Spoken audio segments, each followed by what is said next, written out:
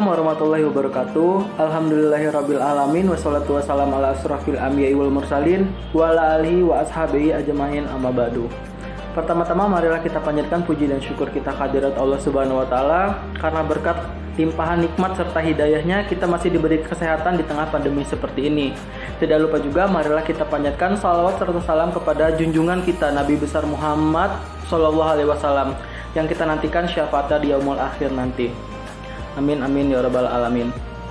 Teman-teman semua, perkenalkan nama saya Brian Angga Ardiansyah. Saya merupakan mahasiswa semester 4 Fakultas Psikologi UHAMK, di mana pada kesempatan kali ini saya akan membagikan sebuah tips and trik bagaimana caranya meregulasi emosi berdasarkan perspektif Islam. Jadi untuk teman-teman semua, sebelum kita membahas tentang regulasi emosi, kita bahas terlebih dahulu nih sebenarnya emosi itu apa sih? Jadi emosi itu berkaitan dengan suatu dorongan yang ada di dalam diri kita, di mana dengan adanya dorongan-dorongan tersebut kita bisa nih untuk bertindak atau melakukan suatu hal. Dan juga emosi ini merupakan suatu reaksi terhadap rangsangan dari diri kita nih.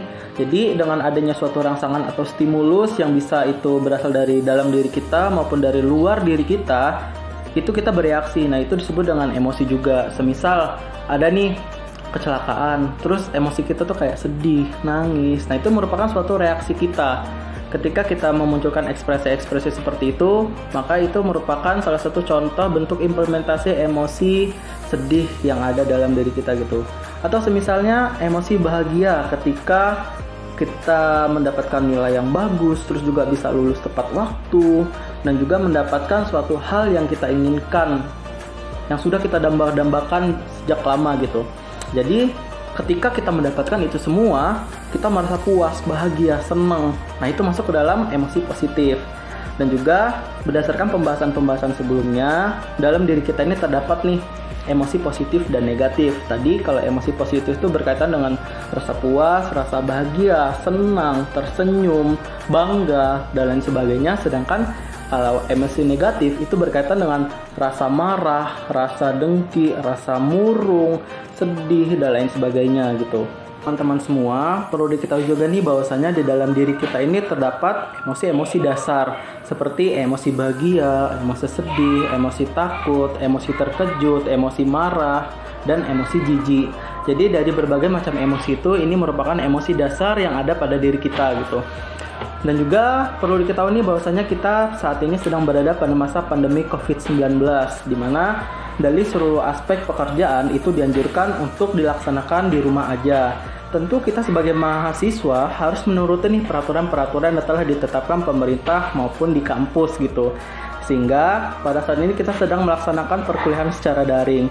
Tentu dengan adanya perkuliahan secara daring ini pasti ada bedanya nih antara sebelum daring dan pada saat daring gitu. Dulu ketika kita masih bisa berkuliah secara offline, mungkin kita dari pagi itu sudah melaksanakan persiapan-persiapan, misal dari bangun tidur, sholat subuh, lalu mandi, persiapan untuk ke kampus. Dan di kampus kita bisa bercengkrama bersama dosen dan teman-teman gitu. Jadi ibaratnya ketika masih waktu kuliah offline, kita masih banyak nih persiapan waktunya dan kegiatan-kegiatan yang bisa kita lakukan tanpa ada suatu batasan yang ditetapkan oleh pemerintah gitu. Ibaratnya pada masa ini berkaitan dengan masa PSBB dan lain sebagainya gitu kan. Tapi ketika kita sudah melaksanakan perkuliahan secara daring, semua itu bisa terbatas gitu. Dari kita yang tadinya bisa kemana aja, sekarang dibatasin. Yang tadinya kita mungkin jarang menggunakan masker, sekarang wajib masker, wajib menjaga jarak gitu kan. Dan juga selama perkuliahan daring ini kita ya kuliahnya di rumah aja gitu. Mungkin kita juga merasa lelah, capek dari banyaknya tugas-tugas yang ada gitu kan. Mungkin menjelang UAS ini semisalnya kita banyak banget nih tugas-tugas yang datang gitu, yang deadline-nya berdekatan dan saling mepet satu sama lain. Sedangkan tugas-tugas tersebut harus dikerjakan dalam ibaratnya alokasi waktunya tuh harus cukup banyak gitu supaya tugas tersebut maksimal dan tidak bisa dikerjakan secara sistem kebut semalam gitu kan. Jadi harus ada rangkaian proses yang sistematis dan panjang untuk melaksanakan tugas-tugas tersebut. Nah, mungkin dari masa pandemi seperti ini muncul nih emosi-emosi negatif yang ada di dalam diri kita. Semisal kita merasa parno dengan adanya pandemi COVID-19 ini, semisal kayak ini kayaknya gejalanya mirip COVID deh. Nah, itu kan kayak kita merasa parno nih dengan situasi dan kondisi yang ada di lingkungan. Kita juga terkadang merasa takut, sedih, murung gitu, kayak bosen banget nih di rumah terus, pengen juga nih main sama teman-teman, tapi situasi dan kondisinya memang tidak bisa gitu kan. Nah, dari serangkaian proses-proses tersebut bisa muncul nih emosi-emosi negatif yang ada di dalam diri kita. Sebagai contoh, pada saat ini kita sedang berada pada minggu-minggu menjelang UAS, di mana pada minggu-minggu ini banyak sekali tugas-tugas yang ada gitu dan menuntut untuk diselesaikan, dan juga dengan deadline yang saling berdekatan gitu. Jadi dengan adanya tugas-tugas ini, terus kita juga berada di rumah saja, kegiatan kita juga terbatas. Kita tidak bisa leluasa untuk bergerak ke luar sana, untuk hanya sekedar refreshing pun sekarang sudah dibatasi gitu. Jadi dari adanya faktor tugas, faktor peraturan pemerintah juga, hal ini bisa nih memunculkan emosi-emosi negatif yang ada di dalam diri kita. Emosi-emosi negatif tersebut terlalu banyak terjadi di dalam diri kita, maka hal tersebut bisa menyebabkan atau berdampak terhadap kehidupan kita sehari-hari gitu. Semisal kita bisa lebih sensitif, lebih mudah marah, lebih merasakan kecemasan dan lain sebagainya gitu kan, dimana dengan adanya emosi-emosi negatif tersebut bisa menghambat kita dalam melaksanakan kegiatan sehari-hari. Lalu, apa nih yang bisa kita lakukan untuk menyelesaikan permasalahan-permasalahan tersebut? Yang bisa kita lakukan adalah dengan cara meregulasi emosinya gitu. Jadi regulasi emosi ini berkaitan dengan bagaimana sih cara kita untuk mengelola emosi-emosi yang ada, supaya emosi-emosi negatif yang muncul tersebut tidak mempengaruhi perilaku kita dan kita bisa mengolahnya, supaya dari emosi negatif bisa ke emosi yang positif gitu. Jadi kita bisa lebih semangat lagi dalam menjalankan aktivitas sehari-hari. Nah, tentu dalam pembahasan kali ini, dalam membahas regulasi emosi, kita lebih fokus berdasarkan perspektif Islamnya. Tips and trik meregulasi emosi berdasarkan perspektif Islam yang pertama, yaitu dengan cara berwudu. Jadi untuk teman-teman semua, kita tahu nih bahwasanya marah itu datangnya dari setan. Setan itu terbuat dari api, sedangkan api bisa dipadamkan oleh air. Jadi ketika teman-teman semua merasa jengkel, merasa marah, merasa kesal dan lain sebagainya gitu kan, maka cepatlah berwudu. Jadi dengan berwudu juga bisa memberikan kita ketenangan, kesejukan, kerileksan dan lain sebagainya gitu kan. Jadi memang wudu ini sangat-sangat dianjurkan untuk meregulasi emosi gitu. Ketika teman-teman sedang merasa marah, jengkel, kesel dan lain sebagainya, ya udah wudu aja gitu. Jadi dengan berwudu pun bisa mensucikan diri dan bisa meregulasi emosi kita secara tidak langsung gitu. Tips and trik yang kedua yaitu dengan cara mengaji.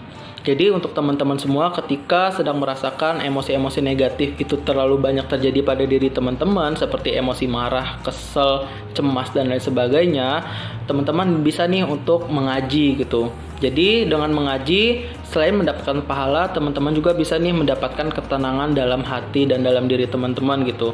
Ketika teman-teman mengaji dan membaca ayat-ayat suci Al-Quran, hal tersebut secara tidak langsung bisa membuat diri kita rileks dan bisa membuat hati kita merasa tenang dan lain sebagainya. Tips and trik yang ketiga. Jadi untuk yang ketiga ini teman-teman bisa nih dengan cara berzikir gitu. Jadi ketika teman-teman udah ngerasain kok ini banyak banget ya emosi-emosi negatif yang terjadi pada diri saya gitu. Kok saya ini belakangan ini lebih banyak atau lebih sering merasakan cemas ya, lebih sering sedih, murung, takut dan lain sebagainya gitu kan. Maka coba deh teman-teman berzikir setelah melaksanakan sholat gitu. Jadi ketika teman-teman berzikir, hal ini juga secara tidak langsung bisa nih untuk meregulasi emosi teman-teman, bisa membuat diri teman-teman rileks dan bisa membuat hati teman itu merasa sadar, merasa sejuk kembali dan merasa lega lagi yang tadinya merasa tertekan. Lalu ketika teman-teman berzikir dan ingat Allah, maka hal tersebut secara tidak langsung bisa membuat pikiran teman-teman menjadi lega, menjadi plong dan hati pun menjadi sejuk gitu. Jadi untuk berzikir ini bisa nih teman-teman lakuin di rumah. Tips and trik yang keempat. Jadi ketika teman-teman mulai merasa emosi teman-teman itu mulai nggak stabil, kayak mulai merasa sering cemas, sering takut, terus juga kayak merasa tertekan dan lain sebagainya, maka perbanyak istighfar. Kita ketahui juga bahwasannya dengan beristighfar ini merupakan salah satu pintu gerbang kelegaan dan kebahagiaan dalam hidup gitu. Jadi ketika kita mulai merasakan emosi-emosi negatif itu menguasai diri kita dan kita mulai merasa tertekan dan lain sebagainya, maka bacalah atau beristighfarlah sebanyak mungkin. Niscaya Allah Subhanahu wa taala akan membawa kita keluar dari kesulitan ini dan akan membuat hidup kita jauh lebih tenang gitu. Jadi dengan beristighfar pun hal ini bisa menjadi salah satu teknik regulasi emosi dalam perspektif Islam.